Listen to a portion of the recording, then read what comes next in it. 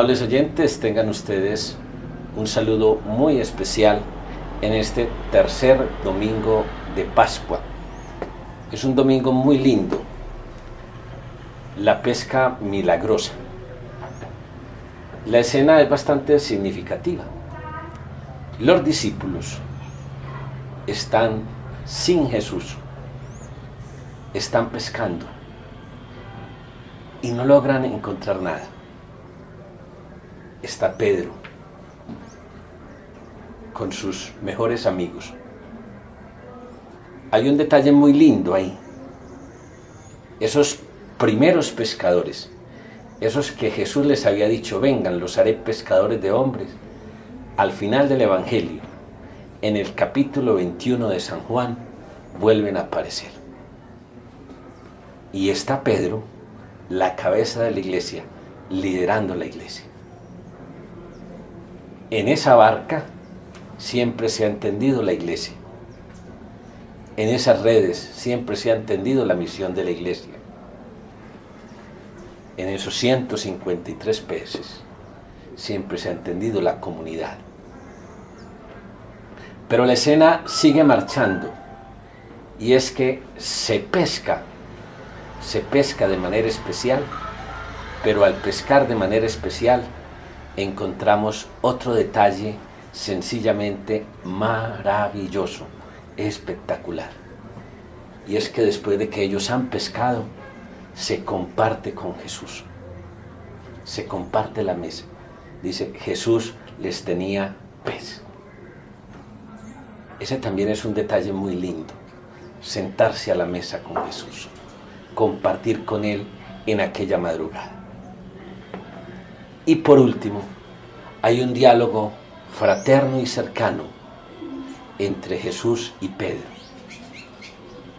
3 me amas, a 3 negaciones. Desglosemos un poco el texto. La primera, la pesca. Pescar sin Jesús. Pescar con Jesús. Ha terminado ya la Semana Santa y todos nosotros hemos vuelto a los trabajos ordinarios. Y tal vez el deseo que teníamos en Semana Santa, en Cuaresma, de cambiar, nos ha vencido.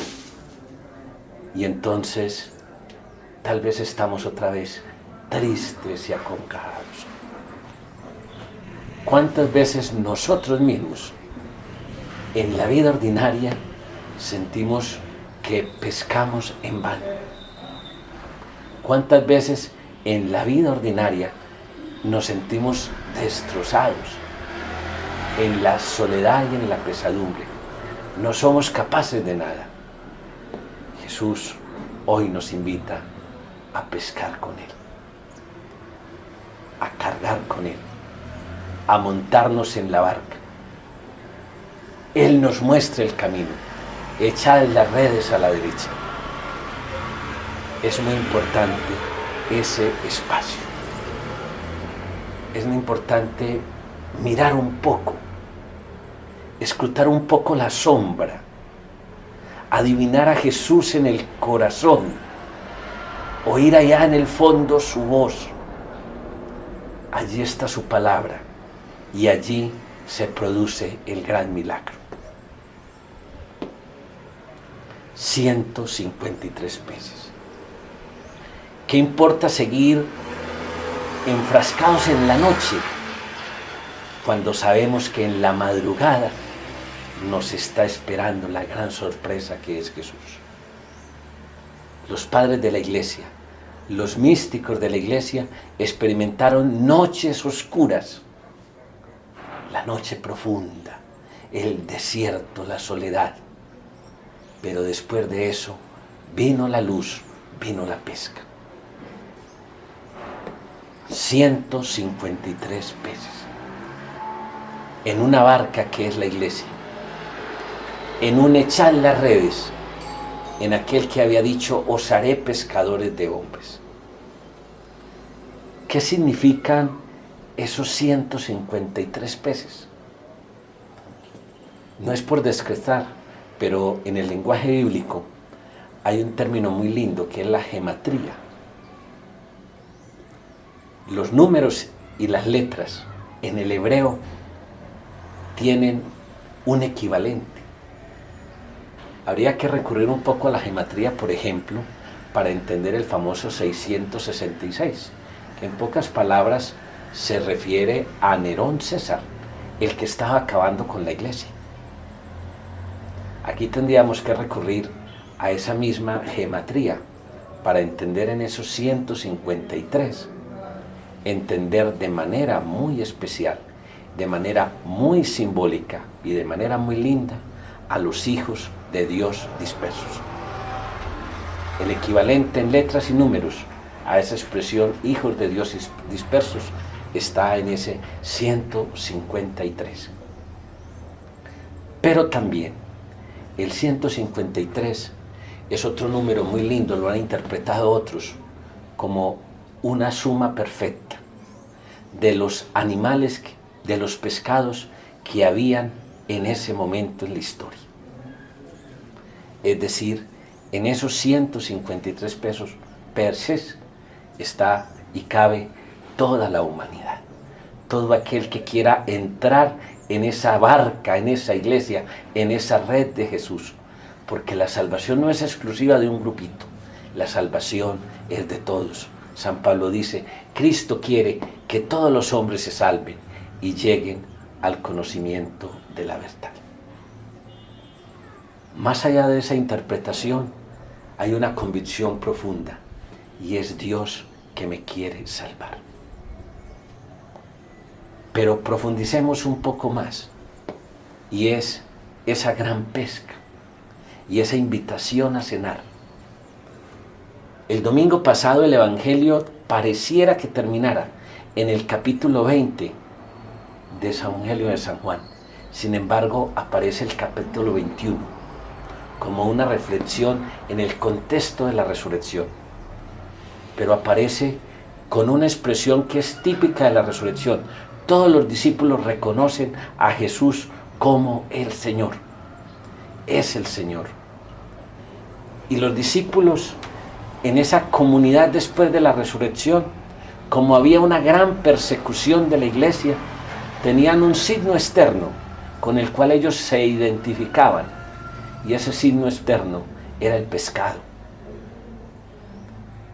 Sería recomendable leer un libro de Eduardo Galeano que se llama El signo del pez.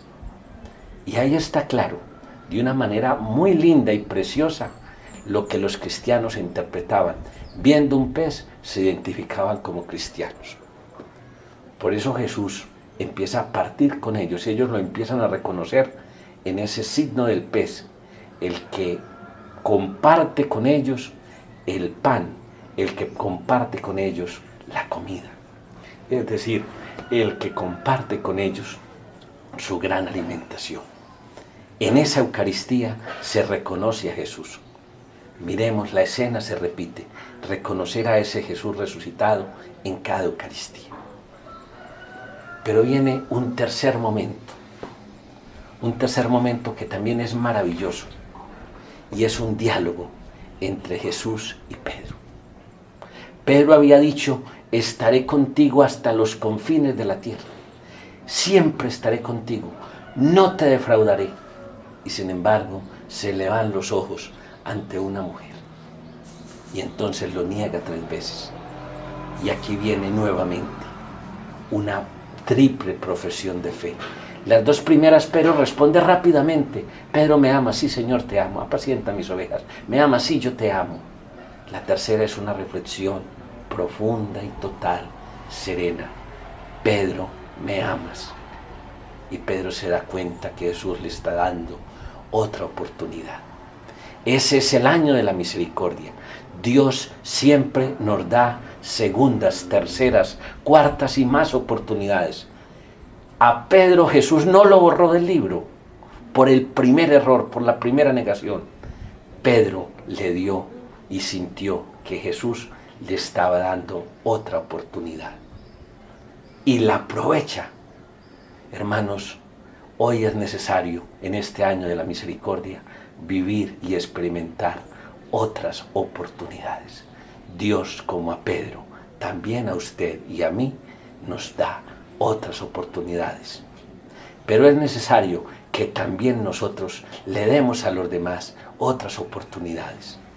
Muchos matrimonios han fracasado porque no hemos dado otra oportunidad. Tal vez los hijos se han perdido porque no hemos dado otra oportunidad. Tal vez la sociedad está en fracaso porque no hemos dado otra oportunidad, que es la oportunidad del amor. El Papa Juan Pablo II, San Juan Pablo II, en un libro muy lindo que se llama Don y Misterio, con motivo de sus 50 años de su vida sacerdotal, escribió: «Eres tú, Pedro. Quiero ser aquí el pavimento sobre el que caminan los demás, para alcanzar allá donde tú estás, donde tú guías nuestros pasos, como la roca sostiene el duro calzado de las sandalias». No es el Pedro de la negación, es el Pedro del amor. Y a ese Pedro del amor le entrega su iglesia. Pero no se le entrega como una orden, no se le entrega como un poder, se le entrega como un servicio. Pedro, me amas, apacienta, sirve mis ovejas. Hoy es necesario que la iglesia, que la familia, que todos nos replanteemos ese me amas y que lo que hacemos es realmente un servicio.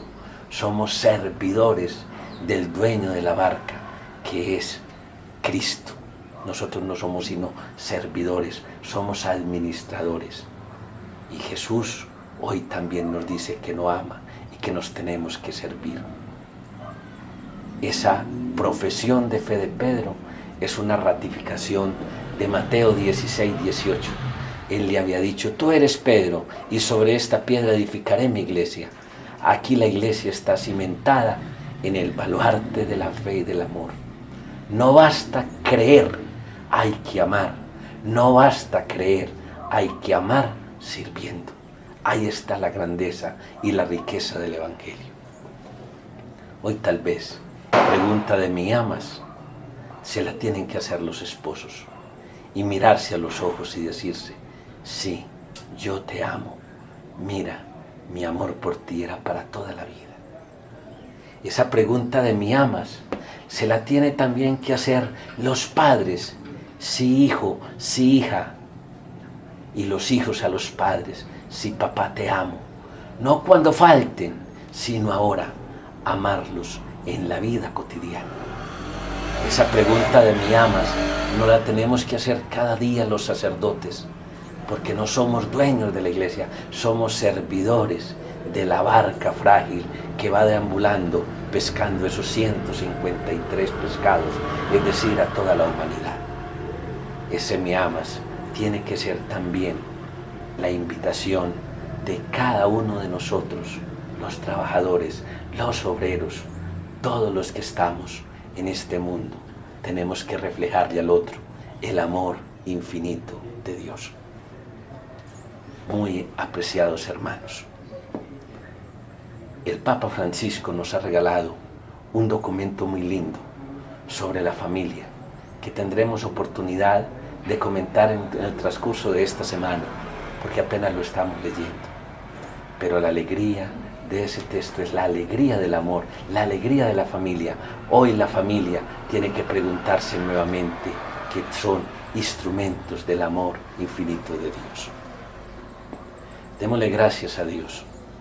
Ayer sábado se cumplieron 16 años de la beatificación del Beato Padre Marianito, nuestro santo, al que Monseñor Jorge llama el santo de la vida ordinaria y al que Papa Juan Pablo II declaró el patrono de la paz. Pidámosle a San Juan Pablo II y al Beato Padre Marianito que nos reavive en nosotros el carisma del primer amor, como dice la carta, el libro del Apocalipsis, y que estemos todos unidos a esa Madre Iglesia. Termino contándoles una anécdota muy sencilla. Unos misioneros fueron a Japón y allí ayudaron a convertir a mucha gente al catolicismo. Sin embargo, tuvieron que salir y después de 10 años regresaron y se encontraron con un japonesito católico. Y entonces el padre, muy triste y conmovido, le dijo: venga, confiésese, usted hace 10 años que no se confiesa. Y el japonesito respondió: no, padre, no necesito confesarme, estoy muy bien. ¿Cómo? Si han pasado 10 años y llevas todo eso sin confesarte. Y aquel japonesito respondió de una manera muy linda: no necesito confesarme, porque después de haber experimentado lo mucho que sufrió por mí Jesús en la cruz y la gloriosa de la resurrección, yo, pobre japonés, imposible ofender a ese Dios que tanto nos ama. Feliz día para todos. A Emerson, muchas gracias por permitirnos llegar a cada uno de ustedes a través de las redes sociales. Dios los bendiga.